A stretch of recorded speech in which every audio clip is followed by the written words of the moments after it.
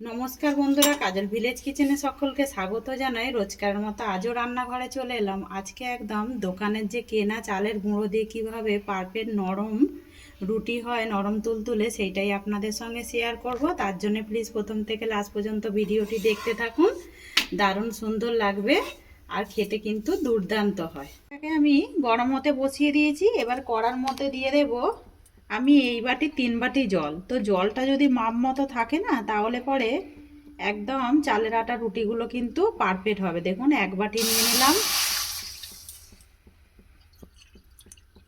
2 বাটি,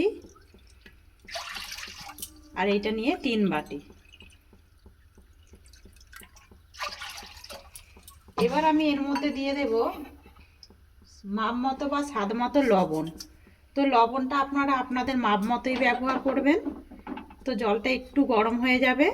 দেখুন বেশ উষ্ণ গরম হয়ে গেছে আর লবণটাও কিন্তু জলের মধ্যে পারফেক্টভাবে মিশে গেছে। এবারে আমি এখানে দেখুন বাজারের কেনা চালের গুঁড়ো নিয়ে নিয়েছি, মানে আটা। এইটাই আমি দিয়ে দেব জলের মধ্যে। তো 3 বাটি যেহেতু জল নিয়েছি, আমি এখানে 2 বাটি দিয়ে দেব চালের গুঁড়ো বা চালের আটাও বলতে পারেন। তো দেখুন 1 বাটি আগেই দিয়ে দিয়েছি, আর এখানে আরও 1 বাটি দিয়ে দিলাম। আর 1 বাটির জন্য 1.5 বাটি জল যথেষ্ট। 1 কাপ মানে 1 বাটি চালের গুঁড়োর জন্য। তো দিয়ে দিলাম, দিয়ে এবারে এইটাকে আমি ঢাকা দিয়ে দেব। এই সময় গ্যাসের ফ্লেমটা আমি লো টু মিডিয়ামে রাখবো। 15 মিনিটের জন্য ঢাকা দিয়ে দিলাম। এবারে আমি ঢাকাটাকে খুলবো। তো দেখুন, খোলার পরে দেখুন ভালো করে এবারে জলের সঙ্গে চালের গুঁড়িটাকে এইভাবে মিশিয়ে দিতে হবে। আর এই সময় কিন্তু গ্যাসের ফ্লেমটাকে একদমই আস্তে রাখতে হবে। খুব বেশি হাই ফ্লেমে একদম নাড়াচাড়া করবে না, তাহলে নিচে থেকে কিন্তু একেবারে লেগে যেতে পারে। দেখুন কিভাবে মিশিয়ে নিচ্ছি। এইভাবে এখন আমি খুব ভালো করে মেশাতে থাকবো। খুব বেশি সময় লাগে না মেশাতে। তো জলের সঙ্গে বেশ কিন্তু চালের গুঁড়োটা দেখুন একদম চালের আটাটা কিন্তু ভালোভাবে মিশিয়ে নিয়েছি।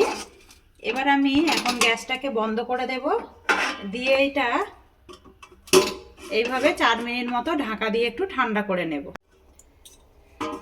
তো 4 মিনিট পর ফিরে এলাম। দেখুন অনেকটাই কিন্তু বেশ ঠান্ডা হয়ে গেছে। এবারে কিন্তু আমি এটাকে মাখতে পারবো, এমনই এটা ঠান্ডা করতে হবে যাতে করে হাত দিয়ে মাখা যায়, মানে হাত দিতে পারেন সেরকম হাত ছোঁয়া ছোঁয়া মতো করেই ঠান্ডা করে নিতে হবে। তার মধ্যে নামিয়ে নেব।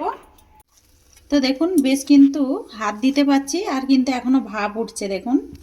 তো এইভাবে আমি এটাকে এবারে মাখতে থাকবো। খুব ভালো করে মেখে নিতে হবে যাতে করে না রুটিগুলো বেলার সময় ফেটে যায় বা ভেঙে যায়, সেইভাবে মাখতে হবে। আর অপর দিকে দেখুন হাত ছোঁয়া গরম জল নিয়েছি, একটু হাত দেব, দিয়ে আর এটাকে খুব ভালো করে ঠেসে ঠেসে এইভাবে মেখে নেব।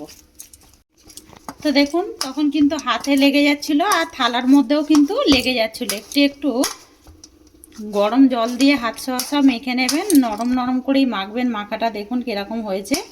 এইভাবেই কিন্তু ভালো করে মেখে নিতে হবে, খুব ভালো করে মাখতে হবে, নাহলে কিন্তু হবে না। একেবারেই মেখে নিলাম। এবার আমি এখান থেকে লেচি কেটে নেব। এবার একটু আমি ওই চালের আটা এর মধ্যে একটু ছিটিয়ে দিলাম, দিয়ে এবারে লেচি কেটে নেব। দেখুন যেরকম ঠিক মানে আমরা রুটি খাই সেরকমই কেটে নেব। তো দেখুন লেচিগুলো বেশ কেটে নিয়েছি।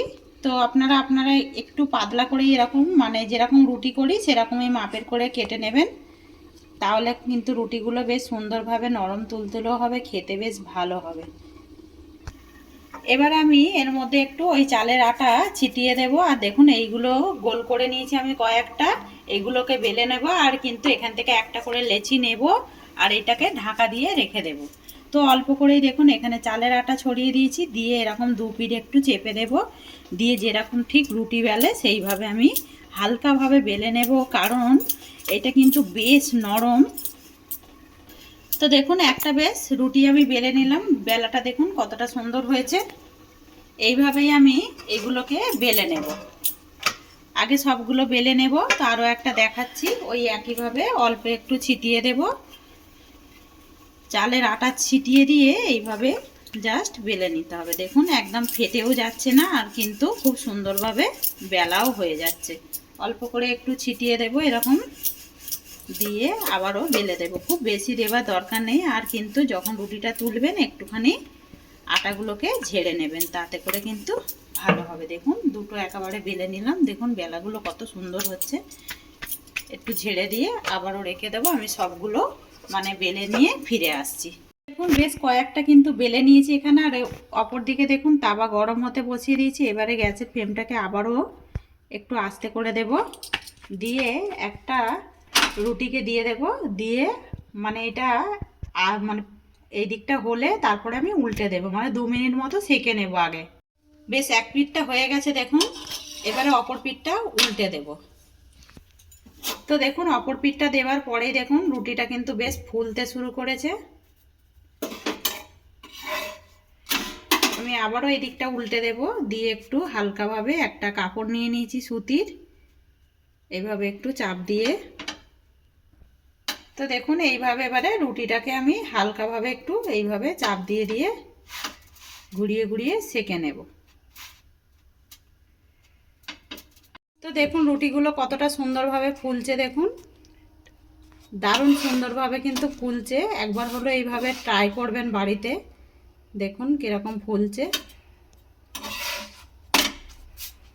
আর রুটিগুলো কিন্তু খেতে বেশ নরম হয়, খেতে কিন্তু দুর্দান্ত হয়। তো দেখুন রুটিটা একেবারে হয়ে গেছে, এবার থালার মধ্যে নামিয়ে নেব। তো আমি আরও একটা করে দেখাচ্ছি, এখান থেকে আরও একটা দিয়ে দেব ওর মধ্যে। তো দেখুন ওই একইভাবে এই রুটিটাকেও আমি কাঁচা সেঁকে নিয়ে আমি 2 পিস এইভাবে উল্টে পাল্টে ভেজে নেব, মানে সেঁকে নেব। তো দেখুন এই রুটিটাও একেবারে হয়ে গেছে, কতটা সুন্দর হয়েছে দেখুন। এগুলো বেশ কিন্তু নরম হয়, দেখুন কতটা নরম হয়েছে। তো আমি সব রুটিগুলো করে ফিরে আসছি। তো দেখুন বন্ধুরা সব রুটিগুলো কিন্তু একইভাবে করে নিলাম। তো এরকম সুতির কাপড় দিয়ে ঘোরালেই কিন্তু একেবারে রুটিগুলো কিন্তু নরমভাবেই ফুলবে, আর খেতে কিন্তু বেশ দারুণ লাগবে। আর এই শীতের সময় তো খাওয়া একদম ভালোই লাগে। বেশ চিকেন কষাই হোক বা আলুর দম কষা কষা হলেও কিন্তু এরকম রুটি খাওয়া হয়ে যাবে রাতের বেলা। তো এইটাকেও করে নিলাম। দেখুন একইভাবে বেশ রুটিগুলো করে নিয়েছি, আর রুটিগুলো কিন্তু দেখেই মনে হচ্ছে কতটা নরম আর কতটা পাতলা হয়েছে দেখুন। তো দেখুন এবারে রুটিটা আমি দেখাচ্ছি কতটা নরম হয়েছে দেখুন। আর আমি আগে থেকে আলুর দম করেই রেখেছিলাম, তো আমি একটা ছিঁড়েও দেখাবো যে রুটিটা কীরকম হয়েছে দেখুন। আর কতটা দেখুন নরম হয়েছে, আর একদম ভেতরটা দেখুন কতটা সুন্দর লাগছে। তো একবার হলো এইভাবে বাড়িতে ট্রাই করে খেয়ে কমেন্ট করে জানাবেন। যদি রেসিপিটি ভালো লেগে থাকে একটা লাইক করে দেবেন, বন্ধুদের সঙ্গে শেয়ার করবেন, আর এই ছোট্ট চ্যানেলটিকে সাবস্ক্রাইবার করে নেবেন। আমার এরকম নিত্য নতুন রান্নার জন্য পাশে থাকা বেল আইকনটি প্রেস করবেন। সবাই ভালো থাকবেন, সুস্থ থাকবেন। ধন্যবাদ। আবারও কোনো নতুন রেসিপি নিয়ে ফিরে আসবো।